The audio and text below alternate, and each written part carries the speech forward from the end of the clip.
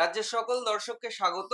এই মুহূর্তে আমি আব্দুল আহাদ আপনাদের সঙ্গে আছি এবং স্টুডিওতে আজকে এক বিশেষ ব্যক্তিকে আমরা কাছে পেয়েছি। তিনি একজন সামাজিক কর্মী, তিনি একজন লেখক, সবচাইতে বড় কথা তিনি একজন প্রতিবাদী কণ্ঠ। আমাদের সঙ্গে আছে মানিক ফকির। মানিক দা নমস্কার নমস্কার। তোমাকে। আ ১ম এই আমাদের স্টুডিওতে এসে তোমার কেমন লাগছে? এই ধরনের স্টুডিও তো আজকাল সব বন্ধ হয়ে গেছে। আমি কলকাতা টিভির অ্যাডভাইজার ছিলাম। সেই স্মৃতিগুলো ফিরে পাচ্ছি। এখন তো মোবাইল হলেই হয়ে যায়। ভালো লাগছে, খুবই ভালো লাগছে। যে বিষয়টা আজকে আলোচনা করব তোমার সঙ্গে, যে এই যে এশায়ার সংক্রান্ত একটা বিষয় নিয়ে তোলপাড় রাজ্য রাজনীতি, সেই জায়গা থেকে ফর্ম 7 এবং ফর্ম 7 এর দ্বারা বিস্তর প্রায় কয়েক হাজার মানুষ তাদের নন ইন্ডিয়ান সিটিজেন তাদেরকে ডেথ মৃত বলে ঘোষণা করে দেওয়া হচ্ছে এবং দামাল বাংলার তরফ থেকে তোমরা একটা ক্যাম্পেনিংও করছো সন্দেশখালিতে গিয়ে। সে বিষয়ে যদি একটু আলোকপাত করো। দেখো, এসআইআর প্রক্রিয়াটাই মূলত বাংলাকে দখল করা এবং বাঙালি জাতিকে ক্রীতদাস বানানো। এটা ওদের ১০০ দিনের পরিকল্পনা হিন্দুত্ববাদী বিজেপি সরকারের। এখন এসআইআর এর যে প্রথম পাতাটা, এই প্রথম পাতাটা ডিক্লারেশন, আর দ্বিতীয় যে পাতাটা যেটা বেশিরভাগ লোক পায়নি, দ্বিতীয় পাতাটা হলো এনআরসি।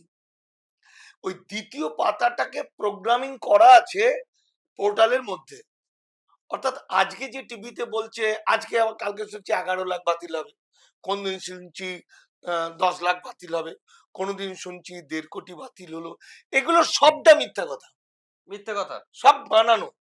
যেমন ভাবে বিহারে আমরা শুনেছিলাম 47 লাখ, তারপরে 67 লাখ, তারপরে লাস্টে কত হয়েছে কেউ জানে না, আসলে 83 লাখ। 22 লক্ষ মুসলমান মহিলা। ফলে বাংলাতে যে এত কোটি কোটি মানুষ, কারণ দেশ ভাগের নামে আসলে তো বাংলা ভাগ হয়েছে, বিহার তো ভাগ হয়নি। বিহারে যদি ভাগ না হওয়া সত্ত্বেও যদি 83 লক্ষ হয়, তাহলে বাংলায় কত কোটি হতে পারে, তাই তো? তাহলে বাংলা ভাগ হওয়ার পরে বাংলার দেশান্তরিত ছিন্নমূল মানুষ যারা 50 সালের পর থেকে এসেছে, 52 সালের পাসপোর্ট অ্যাক্ট, ফরেনার্স অ্যাক্ট চালু হয়ে গেছে, ভয়ঙ্কর। পাসপোর্ট ভিসা ছাড়া যে ঢুকবে সে ইলিগাল মাইগ্রেন্ট। ফলত এই যে 2002-এর যে কাট অফ ডেট, এটাও মিথ্যা কথা। কেন মিথ্যা কথা? ধরা যাক 2002-এর কোনো লোক বেনাগরিক হয়েছে, 2002-এর যে ভোটার তালিকায় বেনাগরিক হয়েছে, তো মানুষ তো আকাশ থেকে পড়ে না, সে তো মায়ের পেট থেকে পড়ে। তাহলে তার মা বাবা বেনাগরিক ছিল বলে ছেলে বেনাগরিক হয়েছে। তাহলে ছেলের জন্ম যদি তারও 18 বছর বয়স হয়, ব্যাকে হয়, মানে 80-82-তে হয়, তাহলে তার মা বাবার বয়স কত হলো? 60-62 যখন মা বাবার জন্ম হয়েছে। তাহলে মা বাবা বেনাগরিক হলো কেন? তার মা বাবা বেনাগরিক আইনের চোখে। ফলত তুমি বলতে চাইছো যে বাংলাদেশ ভাগ হওয়ার পর থেকে যতগুলো মানুষ এসেছে সবগুলোই বেনাগরিক? আইনের চোখে এখানে বলা আইনের হচ্ছে, এসআইআর হচ্ছে সংবিধানের 326 ধারা অনুযায়ী। 326 ধারায় বলা হচ্ছে নাগরিকদের যখন 18 বছর বয়স হবে তখন ভোটাধিকার পাবে। নাগরিক কারা? সংবিধানের 5 নম্বর থেকে সংবিধানের 10 নম্বর আর্টিকেলে বলা আছে, যেগুলো আমি মানে দারুণ ভাবে গবেষণার মাধ্যমে দেখিয়েছি আমার নাগরিকত্বের সার কথা বইটাতে। তাহলে 5-এ কি বলা আছে? 5-এর খ-তে বলা আছে, যে সন্তানের বাবা অথবা মা জন্মের সময় বা তার বংশধর, মানে বাবার বাবা মা এরকম, এই ভারতবর্ষে জন্মগ্রহণ করেছে, মানে একটা ঘটি আর একটা বাটি। আচ্ছা, এই ঘটি বাটির যে ব্যাপারটা এপার ওপার, সেটাকে অবৈধ পথে এলে হবে? হবে না, অবৈধ পথে ঢুকতেই পারবে না। তার জন্যই তো এসআইআরটা লাগু করা হচ্ছে এবং মানুষের সঠিক যে সংবিধান ওয়াইজ তাদেরকে রাখা, ভারতবর্ষে রাখার জন্যই তো এই ব্যবস্থা নেওয়া হচ্ছে। হ্যাঁ, এর চেয়ে ভয়ঙ্কর ব্যবস্থার কিছু হয়নি। ভয়ঙ্কর ব্যবস্থা। কেন ভয়ঙ্কর ব্যবস্থা হয় না? আজকে মূল প্রশ্নটা আমি ভুলে যাব, ঘুরিয়ে আরেকবার করবেন। হুম। আজকে যে ভারতবর্ষের যে সম্মান সারা পৃথিবীতে, কার জন্য সম্মান? ঋত্বিক ঘটক, বিশ্বের অন্যতম চিত্র পরিচালক উৎপল দত্ত, আজকে বিখ্যাত মহাশ্বেতা দেবী, আমাদের শঙ্খ ঘোষ, প্রতুল মুখোপাধ্যায়, শীর্ষেন্দু মুখোপাধ্যায়, মিঠুন চক্রবর্তী, আমি পলিটিক্যাল লাইনে যদি বলি, সুজন চক্রবর্তী, অধীর চৌধুরী, এরা তো সবাই দেশভাগে বলি হওয়া ছিন্নমূল মানুষ। এবং তখন তো এদেরকে বলা হয়নি যে পাসপোর্ট অ্যাক্ট, ফরেনার্স অ্যাক্ট লাগু হয়ে আছে। কিন্তু সেই জন্যই তো অমর্ত্য সেন থেকে শুরু করে মোহাম্মদ শামী থেকে শুরু করে যে নামগুলো বড় বড় হেভিওয়েট নামগুলো তাদেরকেও তো ডাকা হচ্ছে শুনানি। তাদের ডাকা হওয়ার কারণটা কিন্তু আলাদা। তাদের ডাকা হওয়ার কারণ হচ্ছে মানুষ টিভির মধ্যে, রাস্তাঘাটে, ট্রেনে, বাসে আলোচনায় ব্যস্ত থাকবে, নেতাজি সুভাষচন্দ্রের পরিবারের লোককে ডাকছে, আহা কি ভয়ঙ্কর, অমর্ত্য সেনকে ডাকছে, কি ভয়ঙ্কর। এই যে এগুলো আলোচনা চলবে, আর ঠিক তার ফাঁকে আমার বাংলার যারা শত শত বছর ধরে ভারতবর্ষে বাস করছে, সেই মুসলমান এলাকায় মুসলিম মূল নিবাসী মুসলিম মানুষদেরকে not Indian citizen, not Indian citizen, পুরোটা আইওস। ওটা তো দৃষ্টিটা ঘুরিয়ে দিল। হ্যাঁ। তাহলে মানুষ টিভিতে, কাগজে, সব জায়গাতে নিউজ কোনটা হচ্ছে? ওগুলো নিউজ হচ্ছে। কিন্তু সন্দেশখালি বা এই খড়দহ বা হাওড়া বা আমাদের মুর্শিদাবাদ, যেখানে লক্ষ লক্ষ মানুষকে নট ইন্ডিয়ান সিটিজেন বলে বেনাগরিক করে দেওয়া হচ্ছে, সেইগুলো তো কোনো নিউজেই আসছে না। হ্যাঁ, এখানে একটা মারাত্মক বিষয় আপনি বলতে পারেন, সেটাও যেটা আমি আমার এই গ্রন্থের মধ্যে ভাইজান মুখ্যমন্ত্রী বইটাতে রেখেছি, যে দেখুন সংবিধান, ভারতবর্ষের স্বাধীনতা, প্রথম স্বাধীনতা সংগ্রাম যদি বলা হয় মহাবিদ্রোহ, সিপাহী বিদ্রোহ, কে কারা লড়াই করেছে? মুসলমানরা। প্রাণ দিয়েছে কত? 56,000। তারপরে স্বাধীনতা সংগ্রাম, স্বাধীনতা সংগ্রাম কারা প্রাণ দিয়েছে বেশি? মুসলমানরা।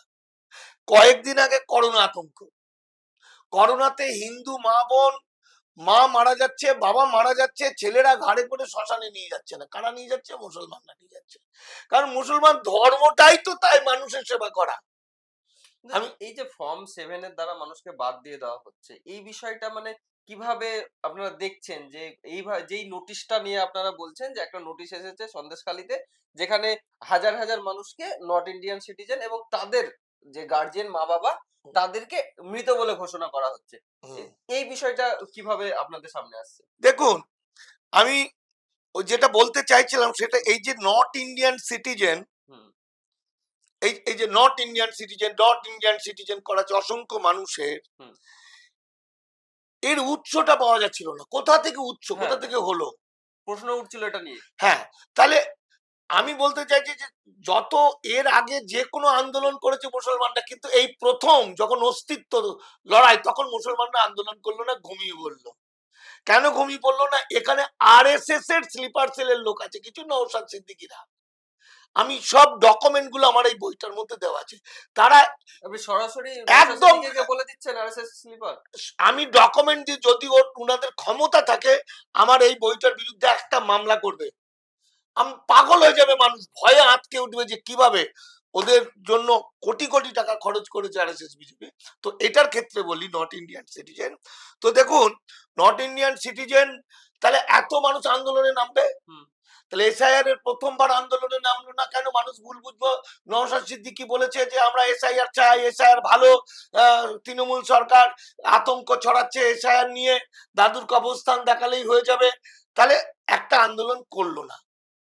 বিহারে 22 লক্ষ মুসলিম মহিলার নাম বাদ গেল, মূল নিবাসী মোট 83 লক্ষ বাদ গেল, তবু আন্দোলন করলো না। তাহলে নট ইন্ডিয়ান সিটিজেনের সময় যখন মানুষ আন্দোলন করছে, করার প্রস্তুত হচ্ছে, আমরা দামাল বাংলা, আমাদের অ্যাডভোকেটের টিম, আমাদের বিখ্যাত অ্যাডভোকেট অভিষেক হালদার, ওমর ফারুক গাজী, এরা বিনা পয়সায় মানুষকে সেবা করার জন্য আমাদের সঙ্গে যখন গ্রামে যাচ্ছে, গ্রামের মানুষ যখন আমাদের সঙ্গে আলোচনা করছে কিভাবে বাঁচবো, আমরা বিনা পয়সায় কিভাবে ওদের কেস করব, হঠাৎ দেখা যাচ্ছে তার দুদিন পরে ওদের উৎসাহটা কমে গেল। আপনাদের বিরুদ্ধে প্রশ্ন উঠছে যে আপনারা নাকি মানুষকে উস্কাচ্ছেন এবং ভয় দেখাচ্ছেন। হ্যাঁ, আমি ওইটাই বলছি, ওটা আমরা বলছিলাম। তো নওশাদ সিদ্দিকী কি বলে দিলেন? নওশাদ সিদ্দিকী বলে দিল যে কেউ ভয় পাবেন না, এটা তৃণমূল সরকার, তৃণমূল পার্টি থেকে এই নট ইন্ডিয়ান সিটিজেন গুলো টাইপ করে পঞ্চায়েতে পঞ্চায়েতে টাঙিয়ে দিয়েছে। তৃণমূল সরকার, তৃণমূল পার্টি, পার্টির ছেলেরা টাঙিয়ে দিয়েছে। টাঙিয়ে দেওয়ার পরে এখন তারাই আবার ফিরিয়ে দেবে, তারাই বলবে যে বিডিও কে বলে আমরা করে দিলাম। তাহলে সেই লোকগুলো তো ভোট দেবে। কৃতজ্ঞতা স্বরূপ। এটা নওশাদ সিদ্দিকী বলছে যে এটা সব মিথ্যা কথা, কিন্তু আসলটা কি তাহলে? আসলে দেখুন আমরা ওখানে কাজ করছি, এবং শুধু তাই না, জামাতি ইসলাম আহ, হিন্দ, জামাতি ইসলামী হিন্দ, ইমতিয়াজ, সৈয়দ ইমতিয়াজ বলে যে ছেলেটি, ওরা ওখানে পড়ে থেকে থেকে সার্ভে করেছে। সার্ভে করার পর বলছে যে মানিক দ্বারা যা বলেছিল 100% সঠিক। এই তো তার ডকুমেন্ট, এ তো অর্ডার। নির্বাচন কমিশন, এ দেখুন জয়েন্ট ভিডিও অর্ডার দিচ্ছে। নির্বাচন কমিশন তো হোয়াটসঅ্যাপে অর্ডার গুলো হতো, এই তো অর্ডার দিচ্ছে। এই দেখুন তলায় যে চিঠিগুলো দিচ্ছে, ডকুমেন্ট গুলো, এগুলো দেখবেন কারো বিরুদ্ধে 7 নম্বর ফর্ম ফিল আপ যখন করছে, 7 নম্বর ফর্ম ফিল আপ করছে, যার বিরুদ্ধে ফিল আপ করছে এগুলো পার্টি অফিসে বসে টাইপ করে করে, পার্টি অফিসে, হ্যাঁ একদম লক্ষ লক্ষ, একই মেশিনে, একই টাইপ মেশিনে, একই রকম ভাবে দেখুন হয়ে যাচ্ছে। এবার লাখ লাখ তৈরি হয়ে গেল। এবার সেগুলো লোকাল পার্টি অফিসগুলো পাঠিয়ে দিল। এবার লোকাল ছেলেরা আবেদনটা যখন করছে, কমপ্লেনটা যখন জমা দিচ্ছে, তখন নিজের হাতের লেখা পেন দিয়ে লিখছে, দেখে নিন, পেন দিয়ে কমপ্লেনটা জমা দিয়েছে। আর এই যে হোয়াটসঅ্যাপের মাধ্যমে অর্ডারটা এসছে যে নট ইন্ডিয়ান সিটিজেন, সেটা অ্যাট এ টাইম বিভিন্ন বিএলওর কাছে। আপনাদের কাছে তো ধরা পড়েছে কারা এটা করছে? আমাদের কাছে ধরা পড়েছে বলতে, আমরা এই যে নামগুলো, এই যে এখানে কমপ্লেন করেছে সুভাষ নাথ, ইনি কমপ্লেনার। যত কমপ্লেনার এক একজনা 45 থেকে 50টা অ্যাভারেজ, কেউ 100টাও দিয়েছে কমপ্লেন। এই যত কমপ্লেনার আছে, যতগুলোকে সার্ভে করা হয়েছে এবং তদন্ত করে দেখা হয়েছে, প্রত্যেকে বিজেপির নেতা অথবা সমর্থক। আপনারা আইনত কোনো ব্যবস্থা নিচ্ছেন? আইনত তো ব্যবস্থা নিচ্ছি, এটা তো দামাল বাংলার কাজ। শুধু দামাল বাংলা না, এই ঘটনাকে উদ্বাস্তু, মানে আমার মুসলমান ভাই যারা এপারের লোক, তাদেরকে বাঁচানোর জন্য এই এপিসিআর বলে যে সংগঠনটা আছে জামাতে ইসলামের, ঠিক আছে, ওদের শাখা সংগঠন এপিসিআর এবং দামাল বাংলা এখন একসঙ্গে আমরা গ্রামে গ্রামে মানুষকে প্রচার করছি, কাজ করছি, লড়াই করছি এবং এদের বাঁচানোর চেষ্টা করছি। মানে ঘটনাটা হলো, এই ভয়ঙ্কর তথ্যগুলো উঠে যাওয়ার পরে পরে যখন আমরা দেখতে পাচ্ছি সবটাই সত্যি, অথচ দেখুন এখন কি, এখন তো এইখানে যে ঘটনা 3 মাস, অন্তত 3 মাস বাংলা বন্ধ হওয়া উচিত। লক্ষ লক্ষ লক্ষ লক্ষ মানুষ যুগ যুগ ধরে বাস করছে ভারতবর্ষে, তারা মুসলমান হওয়ার কারণে নাম বাতিল হয়ে যাচ্ছে, তাদের এক একজনকে নাগরিকত্ব প্রমাণ করতে লক্ষ লক্ষ টাকা খরচ। আচ্ছা, এই যে আপনি বলছেন মুসলমানকে বাদ, একটা হিন্দু বাদ দেয়নি এর মধ্যে বাদ যায়নি, কিন্তু এসআইআর প্রক্রিয়াটা তো আলাদা, আর নোটিশ বের করার প্রক্রিয়াটা আলাদা। আপনি বলছেন এসআইআর নির্বাচন কমিশন বের করছে, সংগঠিত করছে, আর এই যে ফর্ম 7 এটা বিজেপি কে আপনি দোষারোপ করছেন, দুটো তো আলাদা প্রসেস। না, নির্বাচন কমিশনেরই 1952 সালে প্রথম যখন ভোটার তালিকা তৈরি হয়, সেই ওইখানে প্রতি বছর নভেম্বর ডিসেম্বর বাড়িতে বাড়িতে এসে বা নির্বাচনের কাজ হয়, মৃত ভোটার বাতিল করা, কারো 2 জায়গায় নাম আছে বাতিল করা ইত্যাদি। আর যার 18 বছর বয়স হবে প্রতি বছর জানুয়ারি মাসে যার 18 বছর হবে তার নাম তোলা। এই প্রক্রিয়া 70 বছর ধরে চলছে। 70 বছর ধরে ঠিক করতে পারেনি, এখন বলছে 3 বছর 3 মাসের মধ্যে ঠিক করব। এবং ওখানেই একটা পার্ট আছে 6 নম্বর ফর্ম। 6 নম্বর ফর্মটা হচ্ছে নতুন নাম তোলা, আর 7 নম্বর ফর্মটা হচ্ছে কারো বিরুদ্ধে অবজেকশন দেওয়া যে ওই লোকটা অবৈধ অনুপ্রবেশকারী, ও ভারতীয় নয়, এইভাবে জমা দেওয়া। এই সুযোগটা বিজেপি নিয়েছে, বিজেপি নিয়ে দেখেছে পশ্চিমবঙ্গে বিজেপি ভোট নেই, 0 হয়ে যাবে। বিজেপি দেখছে যে তৃণমূলকে ভোট দেয় কারা, বেশিরভাগ মুসলমান আর মহিলা, তাহলে লক্ষ লক্ষ ক্যালকুলেশন করেছে, যে জায়গায় যতগুলো ভোটে হেরেছে ঠিক সেই রকম ক্যালকুলেশন করে ততগুলো করে ফর্ম 7 জমা দিয়ে ওরকম ভাবে জমা দিয়ে পুরো ক্যালকুলেটেড, একদম ক্যালকুলেটেড। জমাটা কে নিচ্ছে? জমাটা যদি এখন তৃণমূল অত দিতে চায় যে 1000 জমা দিতে চায়, নেবে? অন্য কোনো পার্টি দিতে গেলে নেবে না তো।